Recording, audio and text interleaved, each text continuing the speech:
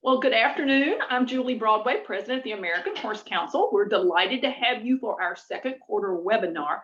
And it's hard for me to imagine that it has been since November of 2020 when Sarah spoke with us last. Boy, time has just flown by. We're recording the session today, so you can hear it again afterwards if you'd like to re-listen or pass it on to friends. We'd love for you to share that.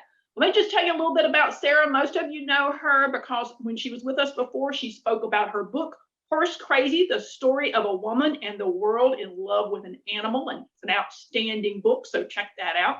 But Sarah's really known for her work with the New York Times. She's been with them since August of 2011. And I have to tell you, she has got lots of awards to her credit. In 2015, she was recognized by the New York News Women's Club for her in-depth reporting. Later that year, she was named to the 2015 Forward 50, so a great accomplishment there. And she was a finalist for a Pulitzer Prize in 2016. So she's really put her mark on the map. That particular prize was really interesting because it was for a piece called Unvarnished, which was a year-long investigation into the New York City nail salon industry that she documented and talked about some of the labor practices and the health issues that manicurists faced. Who knew there was going to be a whole lot to dig into there? She has lived in London previously, and she is a graduate of Columbia Graduate School of Journalism, and she's just passionate about sharing what she does with us. And her bio closes with one important statement that's relative for all of us, which is she, great big letters, she loves horses, exclamation point. And so what she wants to do today is offer you some tips and some suggestions on how to tell your equestrian story and maybe turn your experience and your passion into a published piece of work or a film. Now, if this isn't enough to entice you for the whole thing, I got one little ad promo to offer you. If you weren't aware, Equine Network is sponsoring Horse Week again this year. I'm really excited about that. And they have a video film contest underway. And it is sponsored by Boehringer Ingelheim Equine Health. And you submit your video entries, and they can be 5 to 45 minutes in length. And there is a cash prize of $7,500. Awesome. And you can enter multiple videos. So if you do nothing out of today's session, take away that if you can shoot a little video and submit it, you too could be a winner in this kind of thing. And entries are due July the 15th. So you can read more about that on our website if you need something. So with that, I'm going to give Sarah the floor, and we'll do some Q&A, and feel free to put things in the chat if you are like me and you've got a short memory and you need to get it down on paper before you lose it. That's a good way to make sure we get it in there, and we'll circle back to questions as we get to the end. So Sarah, the floor is yours. Thank you. One quick question, Julie. Can people show themselves on video if they want in this, or is it? Yes, by all means. Oh, yeah. And where's Ashley? Yes, and Emily. I was just going to say, we're such an intimate group. Why don't, if you feel comfortable, we can all have a little dialogue in this technological age. So thank you for the wonderful intro. You're totally right that at the bottom of my official New York Times biography, it says she loves horses, which is unusual in a New York Times reporter's world to express anything about themselves, really, right? Because we're never the story. We never use the word I or we or me. It's always about someone else. But horses are a huge, huge part of my personal story. And I only came out about it. I only came out as a horse girl about a year before my book came out. I was actually with a friend, and I was driving to the barn, and I called a friend, and I was saying, I really want to write a book. And he said, well, what would you write about? I said, well, the only thing that sustains me long enough that I want to spend a year of my life on it is horses. But, who the hell wants to hear about horses? And I also thought, horses, especially in the show jumping world that I'm involved in, are very associated with privilege, rightfully so, and to a degree wrongfully. And I was concerned I would be, pigeonholed or seen as maybe out of touch, because in my other life, I cover such, devastatingly hard subjects. And my friend Musa Okwonga, a terrific writer about a very specific subject, actually, soccer. He's a has 5 books out about soccer, his passion, as well as several other subjects. He said, Sarah, the only thing that matters in writing is it true? Is it a true passion? And I said, of course. And he said, well, that's what people want to hear. That's what sells books. That's what engages story. Is it true? And that kind of freed me. And I decided that, I wouldn't worry about being judged or pigeonholed or marginalized. I would worry, was the story true? And was it a truly felt passion? And so actually later that day, I pitched Simon and Schuster. I'd met with an editor about writing a book about my nail salon series, which I declined because I spent a year of my life on it. I felt I wrote everything I could. I called him up and I was like, I have another idea. It's not about labor practices and exploitative conditions and the workplace. It's about ponies. And actually, I pitched about a 500-word pitch, and they bought it the next day, which is really, really unusual and not how it happened. So I'm going to tell you the real steps that it takes to get your story told. And then I'll tell a little bit more about my own. So the first thing you need, so they say, let me do 2 tracks. I'm going to talk about a nonfiction work and a fiction work.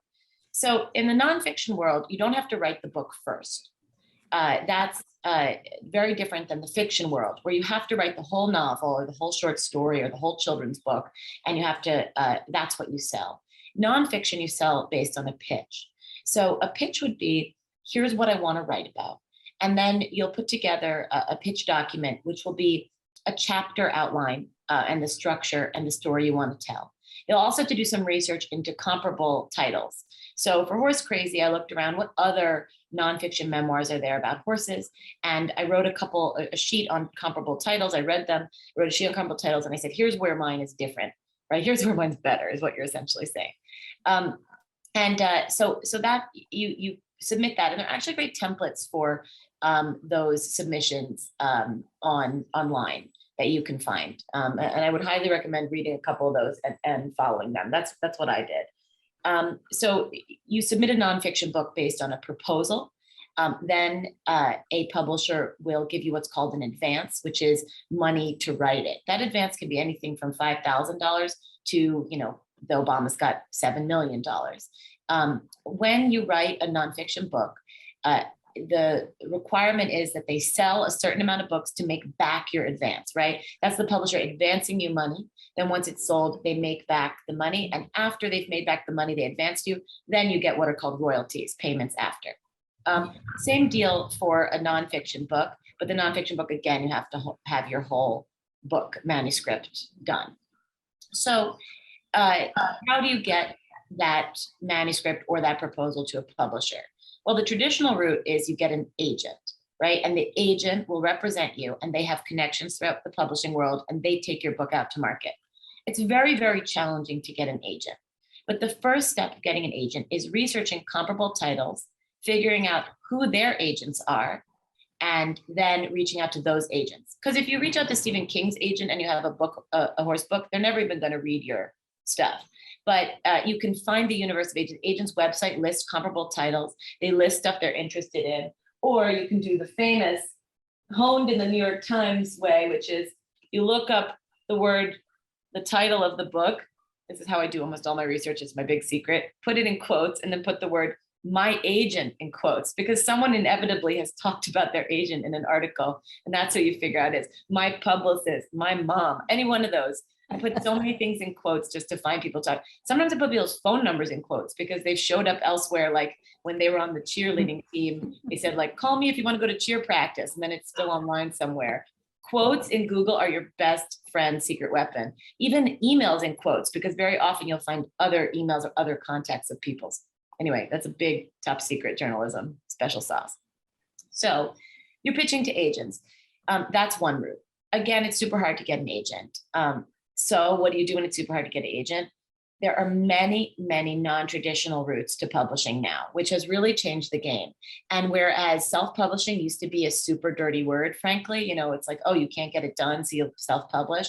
Now it's entirely respectable. I have a friend called Scarlett Peckham, that's her pen name. She's a romance novelist. She actually publishes with I think HarperCollins, but she also simultaneously publishes herself. So she has 2 tracks of books because she likes the autonomy. And look, are you spending your own money on that? Absolutely. It's frustrating, but she makes it back. The other thing is you can crowdfund or kickstart a book. I'll give you an example. I have a bunch of books here. So this is a crowdfunded, kickstarted, self-published book. It's actually, this is the Black Cowboy Museum, a character in my book, Larry Callis, the man in the painting on the cover. He is the founder of the Black Cowboy Museum. You know, could Larry have gotten a book published about himself? I mean, maybe there's enough interest, but there's a limited audience. So that can be challenging to a publisher if you have an esoteric limited audience. But that limited audience really wants to hear Larry Callis' story. So I made a Kickstarter, promised everybody who got the book funded an early edition, and got the book out on shelves. And it's not a dirty word anymore. And there's even a really interesting publishing company called Unbound that is now working in a hybrid of self-publishing, Kickstarter, and official publishing. So Unbound it'll find somebody who has like, does your barn have a big social media following? You know, does your work, do you have a big Instagram thing? Like those are people that publishing companies want to capitalize on. So Unbound will get your book crowdfunded through your sources and it'll help you. And a book costs like 15 grand, believe it or not, to get off the ground. And then they will use the traditional route of marketing it and getting in bookstores and get you an editor. So that's like the routes to books. The routes to getting articles published are really quite different. And this is something I educate young journalism students on all the time, which is pick up the phone, figure out the publishing company or the name of the editor that you want to pitch a story to, and call them. You know, it's a little harder in the work from home era, but people are going back to the office. If you want to call someone at Vogue, right, there's a main number, you press 0, you tell the operator their name, and it actually rings at their desk, still this era. Another way to penetrate people is Twitter. When I have a great story idea, I find the editor of Chronicle of the Horse, for example, on Twitter, and I tweet at her. For some reason, God knows why, people ignore emails, but they don't really ignore tweets. You know, so when you have a good idea, it's really important to remember that it's a product that they need. You're not like disturbing anyone when you want to tell your story. You're actually giving them a product and you're of value. And especially people starting out are like, well, I don't want to approach the book. They need stories. You know, Chronicle of the Horse has pages to fill. The internet has made the page infinite. You know, Sidelines, Horse and Rider, you know, there are lots of different publications and they need the content you're providing. So part of it is all about confidence. And then I wanted to talk, and I can stop for questions at any point. I want to talk about the different types of books that are out there. So there's nonfiction, right? Memoir nonfiction, self-published memoir nonfiction. A genre that's really interesting and very, as a high demand for horse books is middle grade, what's like 8 to 14. This is by Carrie Seam, a friend of mine, Salim, I think you pronounce her name, Horse Girl. Middle grade is really interesting, and certainly lots of horse stories to be told because we were all crazy horse girls. And then there is reported nonfiction. This is one of my favorite ever books called Racehorse Men.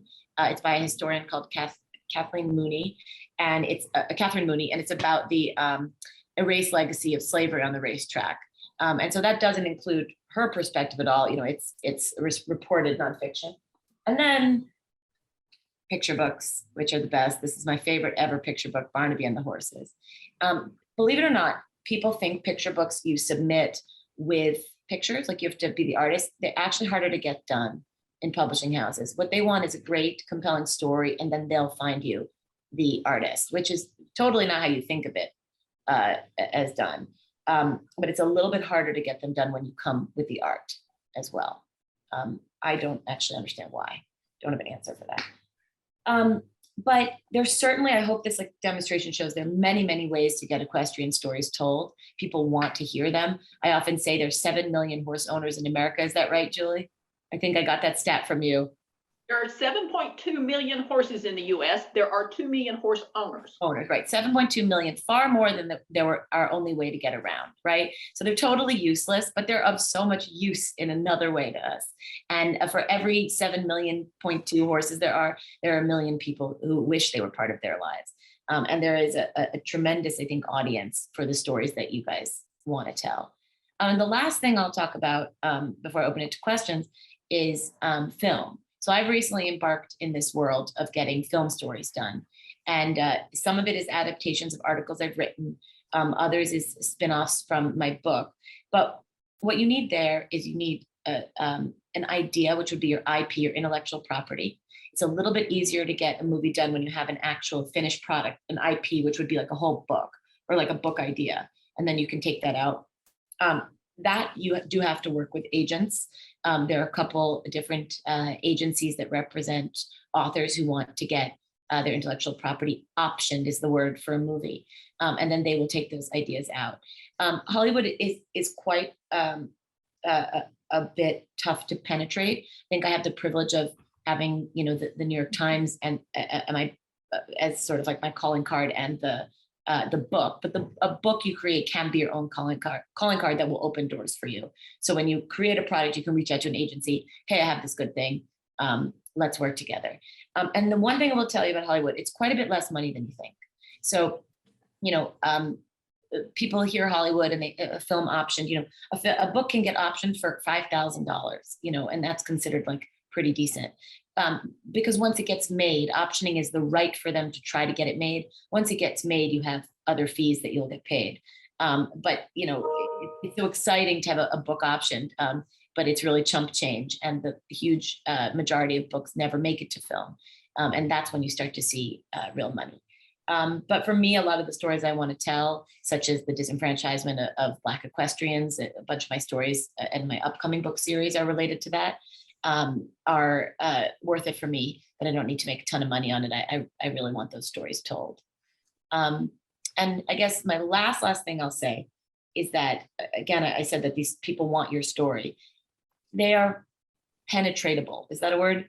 These people seem like they're sitting high on a hill, but Elizabeth just mentioned her friend Ashley Davis, who made Black Beauty. Ashley Davis is on Instagram. Slide into her DMs, get in her comments. All these people, much more than say 10 years ago, are much more accessible. Finding, people you admire, people who hold the keys to the castle, you can get a conversation started with them now. And really, that's the first step into getting your story that you have in your heart gotten out into the wider world. I'm happy to take questions. We can also talk about writing process. This was more of a how does it work thing, but happy to open the floor. Well, I'm going to get started with my question. So when people come to see me about a project or a proposal they would like for us to take on, I want to know how big is the audience? How am I going to penetrate that audience? I sort of have to have a business case. Yes. Do you do that with a book or with a film? Do you have to have enough details to entice an agent or somebody to pay attention? You do need that with a nonfiction book. Where you write comparable titles. I don't believe you need the comparable titles with a novel. If you're writing a nonfiction book, like Pitching Horse Crazy, I might say similar book Secretariat sold over 8 billion copies and, whatever. Like I'm trying to, that will be in your proposal for sure, a sheet. I don't think you have to do that with a novel, because novel's about taste and it's about the publisher agent is like, this feels beautifully written. This feels meaningful to me. You don't want to write the same novel somebody else wrote. You do have to try to stand out. But I don't think you have to put out a business plan for a novel. In terms of a movie, when I have gotten my ideas in front of Hollywood tastemakers, I do say the things I just said to you guys. There are 7.2 million horsemen. I mean, I make the claim you have an audience built in. And also I say, and this story hasn't been told, so there's a level of modeling, but they're also going to do their own research. So they'll get off the phone with you and look into it and look how comparable titles sold and audience figures for similar themes. That's good to know. I frequently have people that call me that are, going to invest in a product development, that kind of thing. And they're doing their own due diligence before they'll invest in it. But we don't have people that call us and say, Sarah's pitched this idea and we'd like to, verify some of her facts and get some more details, but they don't call for that. So I'm just kind of curious how that all works. Well, I put facts from your horse fact sheet in my pitch. So they didn't call you. You were already there.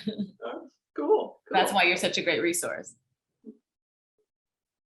Other questions you guys have got? I don't want to monopolize this. Anybody? What are stories about the horse world you're still looking forward to telling that you feel like you haven't explored yet? Yeah, I'm really interested in who the horses belong to, in an emotional sense. I think that horses themselves are deeply democratic. As the great horse whisperer Monty Roberts says, they only demand one thing, which is that we're their safe place to be. And yet we've really larded them up with a lot of other meanings that they don't themselves come. Horses don't care about wealth or class or whether you have a Sam Shield helmet or a Troxel helmet. I think there's some really, really interesting stories about horses and identity. I touch on it in Horse Crazy. The Indian rite of Bharat, which is riding a horse to your wedding, what the grooms do. I'm sure you've seen that amazing spectacle. It's precluded from a huge class of people, the Dalits or untouchables.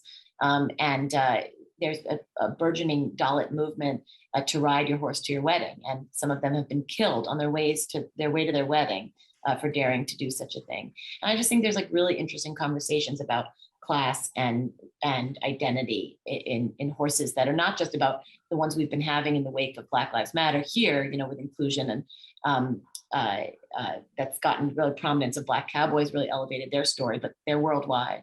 I also think there's a tremendous amount of abuse that needs to be uncovered in the horse world. From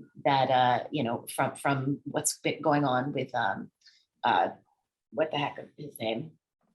The Grim Reaper of horses. What's the guy? Come on. Just got banned from Churchill Downs. Come on, everybody.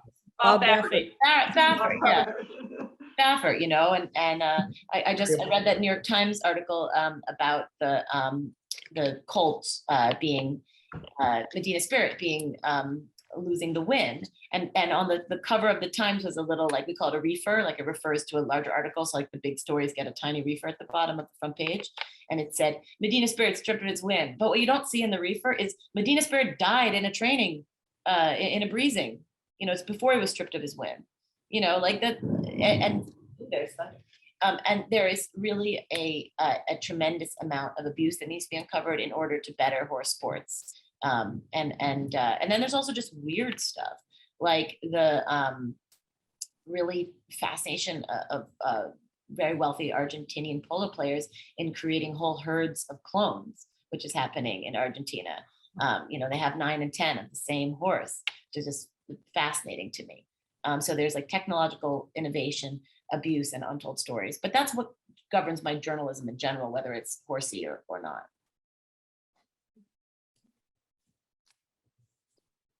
Really good points. And I I agree with what you said about reaching out to people. That's how I got acquainted with Ashley, and it's Avis, not Davis, with an A. And it was during COVID, and I had already been assigned a story on Black Beauty, and I was going through the agent and couldn't be, and then the agent wasn't working with her. I just went to her website. She answered. She said, "Would you like to Zoom?"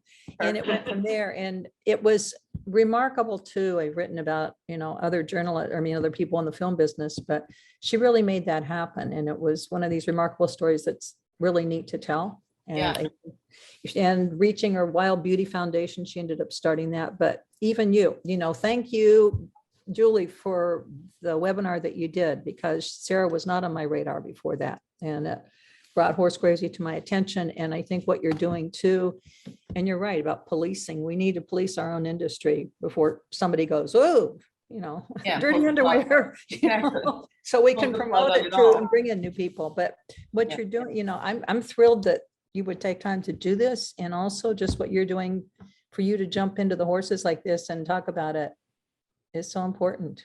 A pleasure. And it's so smart that you went around the gatekeeper, because I learned this the hard way, because I had no involvement in Hollywood till very recently. And a friend of mine told me, like, I couldn't get through an agent. I couldn't get through their agent with such a good story. So, and a friend of mine said, "Oh, don't you know that the publicists, their job is to keep you away?" And I was like, "Wait, what?" She's like, no. She's like, their job is to, wow. They're not trying to actually get through. And I just, like, I had to, like, so now I never go through them if I can help it. And also, like, don't go through front doors, to get your story told. Always go through the window, right? Go to the barn door, like, it's your story deserves to be told. I believe that about everybody's story. Well, I won't say that with every publicist because I jumped the fence too. And I think the key to, it's the same thing as a story. A lot of times when you're calling and trying to get, an answer, if you're on a deadline, whoever picks up the phone may be the one that gets in the story, Yeah. whether there's a gatekeeper or not. And also, a lot of the publicists are so busy with their social media agenda that they don't really pick up the phone. Yeah. For sure. Anyway, I'm thrilled what you're doing. So what is this next book? You have 4 books now? Can we ask about that? Or is, I know. it wasn't on the Sure. agenda. I want to answer your question about your guys' future books, but I have a children's series coming out with Cameron Books, an imprint of Abrams. It's called Once Upon a Horse. And it's about, I'm very proud of that title because originally it's called like Horse Tales. And I was like, God, no. I feel very good about Once Upon a Horse. And it's true stories from the equestrian world that are fictionalized for middle grade children. So the first one, and actually some of them are chapters in my book told in a new way. So the first one is about my horse Trendsetter, obviously, I'm obsessed with him. And it's about basically the horse, the Trendsetter came, it's called the Flying Horse. No, the horse, the Flying Horse.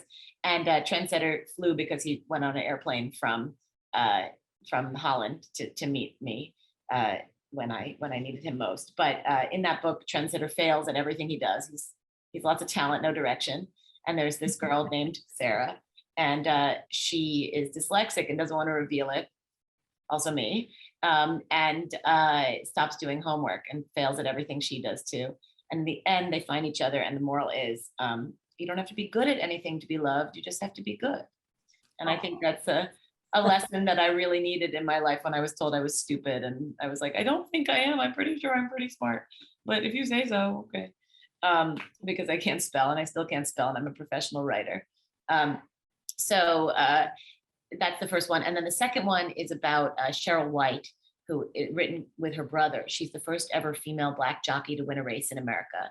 And she did it when she was 17 years old. And she's the coolest person ever. Wait, I'm gonna get a picture of her. One second.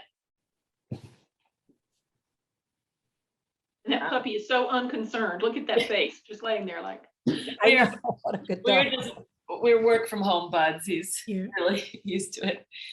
So this I just got off eBay of Cheryl right after her first win. Wow. When was that?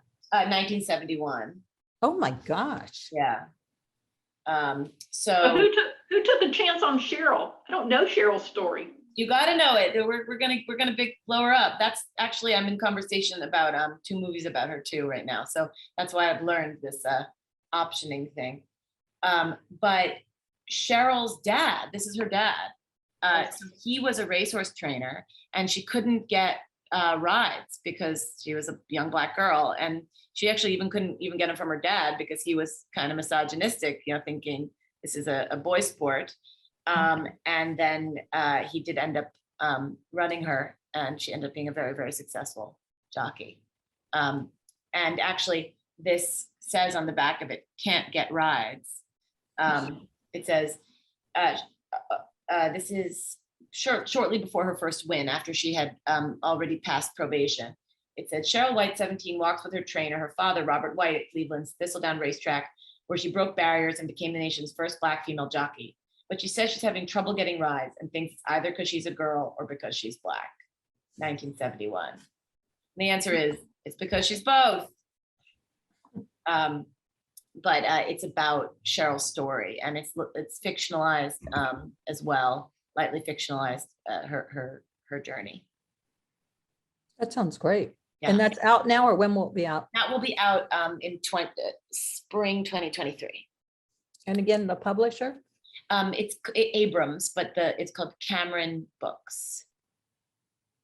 So Sarah, as we've been working on our diversity, equality, and inclusion initiative in the industry, we've uncovered some amazing stories, just like Cheryl's, of people who, sort of overcame the odds and excelled in various aspects of the sport, and just some fascinating stuff that's out there. I'm a huge fan of course, Compton Cowboys and Cowgirls of Color, and a bunch of those groups that are out there that are just really not until recently getting any visibility, but have tremendous amount of community outreach and just, sort of impact on underrepresented communities. I mean, Cowgirls of Color takes, young African-American girls and teaches them to barrel race out of the inner cities and just do some fascinating things over there. So there's lots of little pockets of stories out there. If you don't know the woman that heads up the Herd Institute, she's just lovely. And she's, I believe, Asian American. And she also wanted to go into the hunter jumper world and found difficulties finding a barn where she thought she was going to be able to be accepted and make her story happen. So. No, fascinating. We haven't even begun to delve into the story of, Asian Americans in riding. And, they've been sort of overlooked in this conversation about equity and inclusion, for sure. There's also, I don't know if you know the Tom Bass seminar. Julie, have you been on that? That Melvin Cox has put together down at Tryon. It's happened, I think, 3 years. It's in October, and it really promotes African Americans and equestrian sports.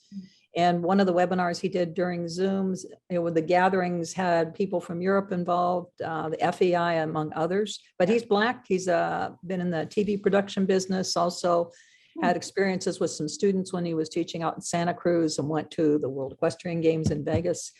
And I think that's what it was, World Cup. And he had some students that did not have proper treatment, and he was down there with his press credentials, and somebody asked him if he was the bus driver. Wow. Yeah, I know. He's a really good guy, but he's been putting this on, I think, 3 years, and it's called the Tom Bass Seminar, and Tom Bass was Black, and he has a story too. Cool. So yeah, anyway, it's something. And there are a lot of stories that are, that's another thing, when you're looking for what someone will publish, it's the unexpected story, or it's coming at it from the angle people don't expect. I think Horse Crazy, when I pitched it, I actually ended my pitch that this isn't my story, this is the story the horses told me throughout my life. And the one pushback I got from the publisher said, actually, we think it is your story. Horses are deeply, deeply personal. I always say, when you look at a puppy or a kitty, you go like, oh, but when you look at a horse, you feel something, right? It's much more like looking at ocean waves or a mountain vista. And I think that to me speaks that they embody something much bigger. And so they really pushed me. I didn't anticipate Horse Crazy being memoiristic at all. And it ended up being, sort of 1/3, 2/3 nonfiction. But my story as a Jewish New Yorker, daughter of a Holocaust survivor, is not your typical, stereotypical equestrian pedigree. My parents like animals if they come in like a béarnaise sauce. So it's that atypicality ended up making the book more compelling to publishers. Yeah. Well, I would also think the fact that you were so well known for your investigative work, that would be yet another twist of, hey, she's coming at this from both that mindset plus her passion for the horses. So it made it sort of a little intriguing. It could have worked against me. When I had that meeting with the publisher about doing my investigative story as a book, I said, well, I don't really want to, it was like so depressing. I couldn't do it for another year of my life. And he said, well, what do you want to write about? And I said, ponies.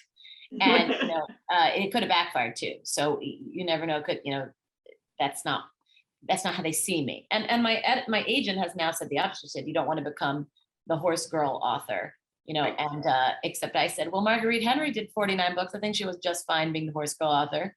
So, not putting myself on her level, but I'm okay with having an expertise and not thinking of it as being marginalized. Anybody else? Questions for Sarah? Are you available for interviews too? I think there are probably some journalists on here. Yes, I'm always available for interviews. You can reach me at Horse Crazy the Book on Instagram. That's the easy one to remember. Or my name, Sarah Maslin Neer at Gmail. So sarah.maslin.neer at Gmail. My challenge for Ashley and Emily, since they work with me at the Horse Council, is how to take Sarah's advice and scale it down for our press releases and the things we do. I was like, okay.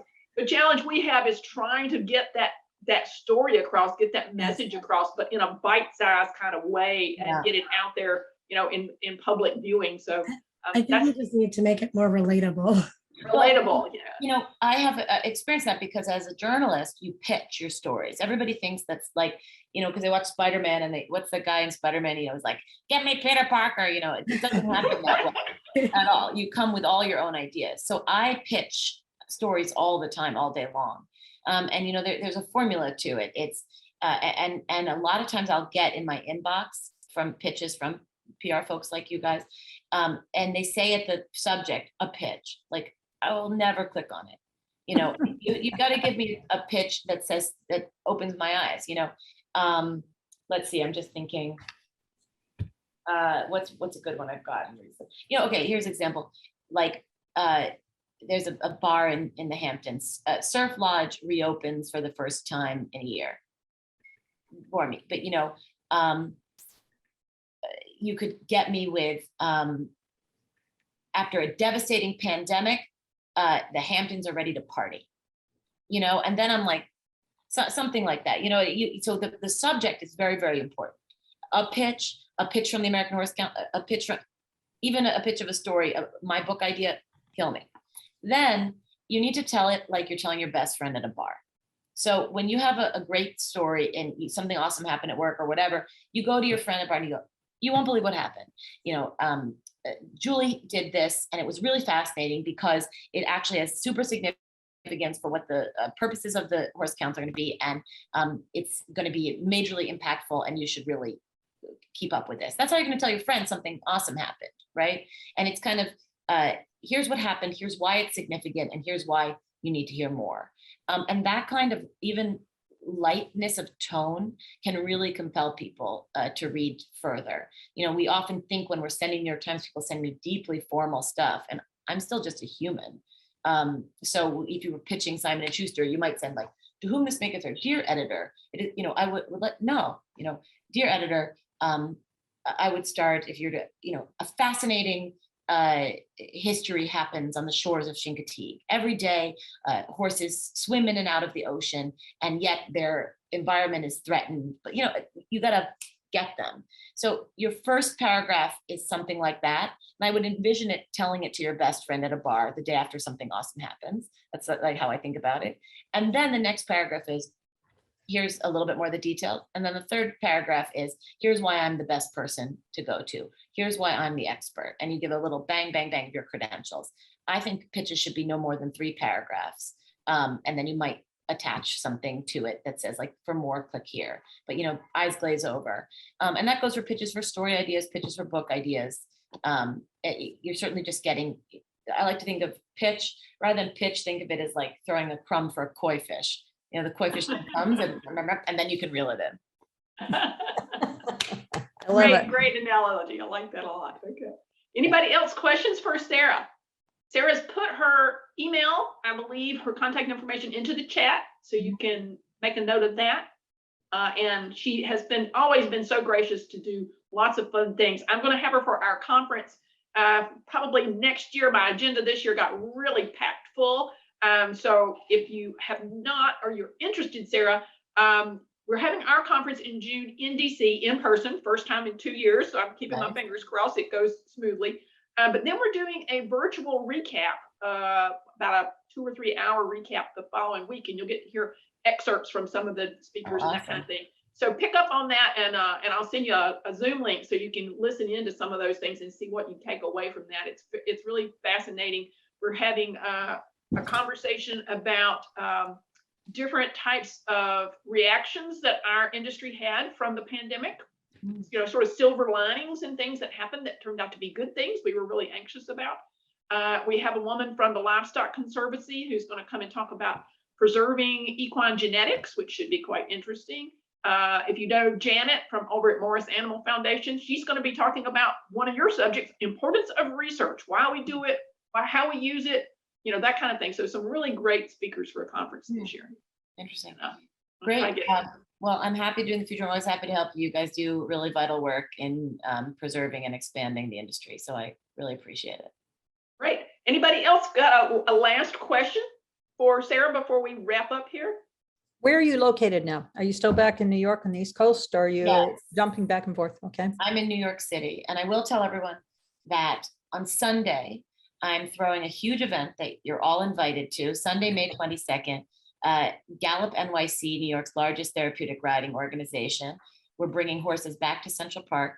with a promenade on horseback of veterans and disabled children and adults, including recipients of a Purple Heart and a Gold Star Mother, and descendants of the Buffalo Soldiers, which was the U.S. Army's all-black cavalry. And we are promenading in a show of therapeutic horsemanship through the park. And then we're ending with a party at the Museum of the City of New York, a gala sponsored by L'Oreal. We're going to have a celebrity stylist there who will be doing people's ponytails and a real pony's ponytail in the museum. Oh, I love it. It's going to be ridiculous, and you're all invited. You can look, it's a link in my Instagram, Horse Crazy, the book. You can find it to buy tickets. The parade is free. The party is a tax deductible donation. And the foundation is Gallup NYC. So Sarah, I sent that little tidbit over to a lot of the contacts I have that are sort of local to New York City, hoping that you'll get some more attendees for that. All of them are big supporters of therapeutic riding and of veterans. So a good match there. So that's great. I can just jump into, this is the kind of thing that makes the huge difference for the horse industry. I know Julie knows, I don't know if Sarah does, I worked for Cavalia, the equestrian spectacle from the co-founder of Cirque du Soleil back in its early days, particularly when people couldn't even pronounce the name. And being able to reach the mainstream public, like what you're doing, even this thing with the ponytails. We started having a horse birthday party when I found out that two of the horses in the show, which were true brothers, were born on the same day, different years. Man, the media sucked that up. They were there watching the horses dig into their carrot cakes. And it's, you know, what you're doing, even with the ponytails, the pony, you know, braiding that kind of is going to bring in all kinds of things that people that wouldn't think about horses normally. And then they're going to be paying attention to what you're doing. Putting all these elements together like this, this is exciting. Great. So maybe Ryan, come cover it. I don't know if I can make it this weekend, but I know somebody that we can do a story on it, probably. Wonderful. Okay. And then, so yeah, this is exciting. So thank you for sharing that too. And thanks for letting me jump in here again. Of course. Nope. Thanks, everyone. We really appreciate your time today, and we'll probably have the recording up and available sometime tomorrow afternoon, maybe. We'll see how our staff time goes to get it all kind of prettied up a little bit. But thank you so much for joining us this afternoon, and have a great week. Great. Thank you, Julie. Bye.